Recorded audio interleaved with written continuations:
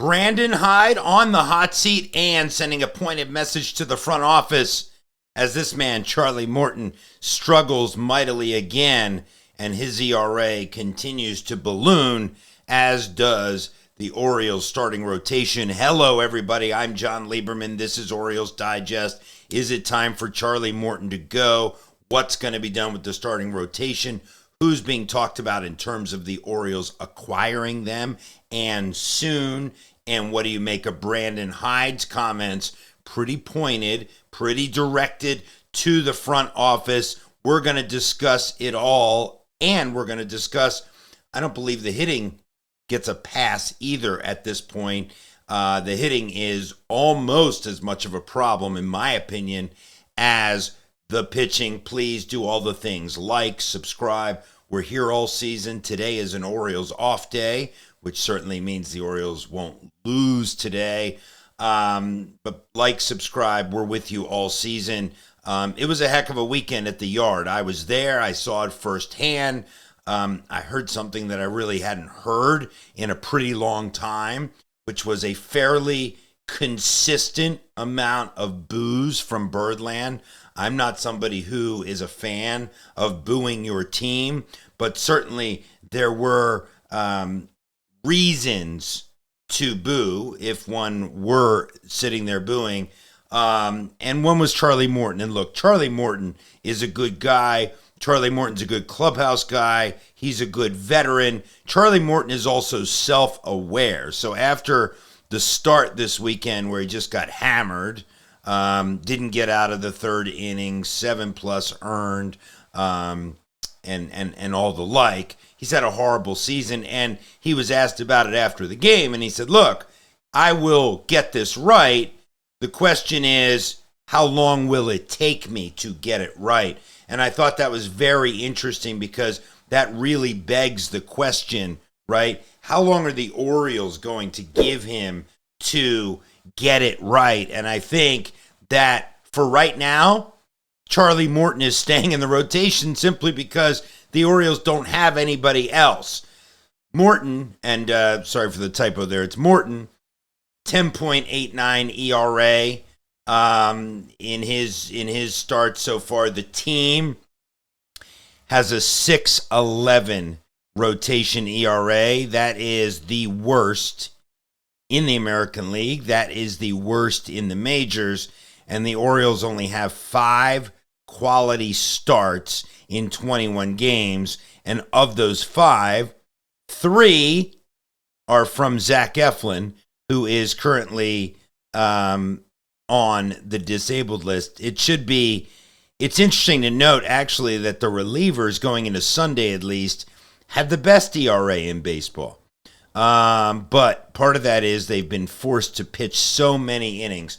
So clearly, with an ERA over 6, it is not at all sustainable, and Brandon Hyde knows that. Brandon Hyde, as you all know now, has been here long enough. He's generally very measured in his tones, especially through the rebuild, especially through everything that he's watched. But he is clearly frustrated. And he, clearly, that's not what I wanted, but he clearly had some very pointed things to say after this weekend's performance.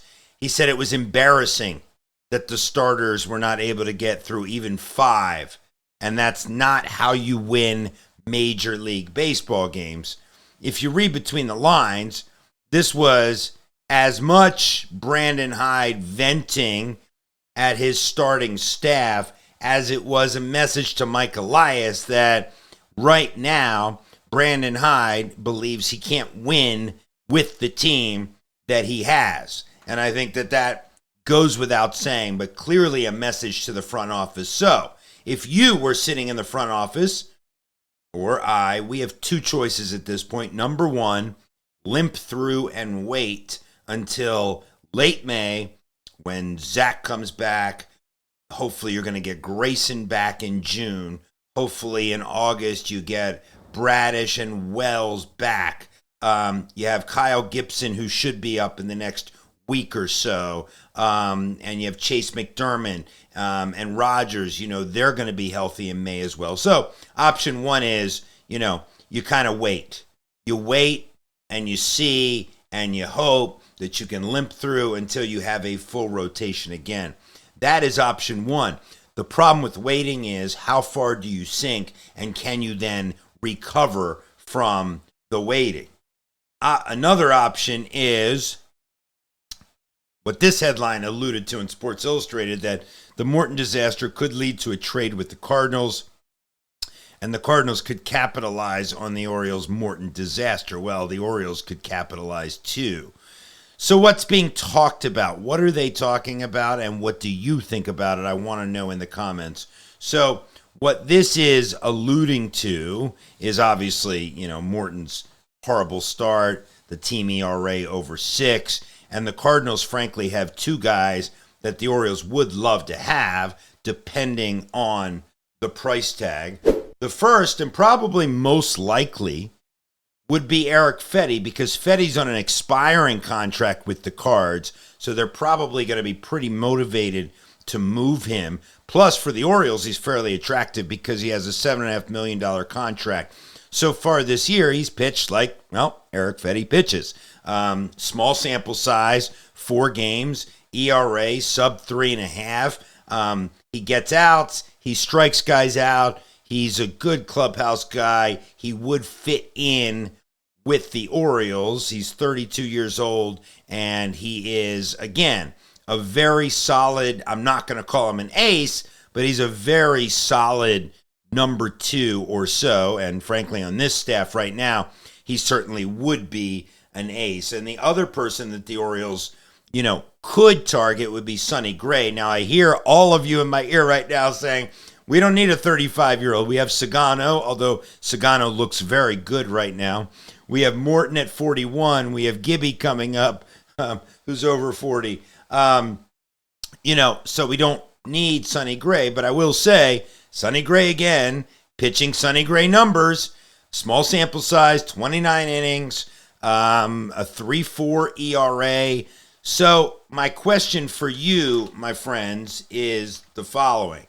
Do you believe Brandon Hyde sits down with Mike Elias and says, look, I can't do it with the Charlie Mortons of the world. I need a Sonny Gray. I need an Eric Fedde. And then Mike Elias says, well, let me think about this, and what are we willing to give up as an organization to get some starting pitching for, well, in Fedde's case, for this season only, to get us over this hump. And furthermore, what difference would that make? So quickly, I do want to talk about, look, the Orioles are hitting, in terms of stats at least, middle of the pack.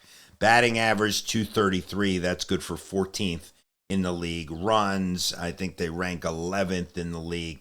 Obviously, you saw the power on display over the weekend, but the Orioles still have a problem.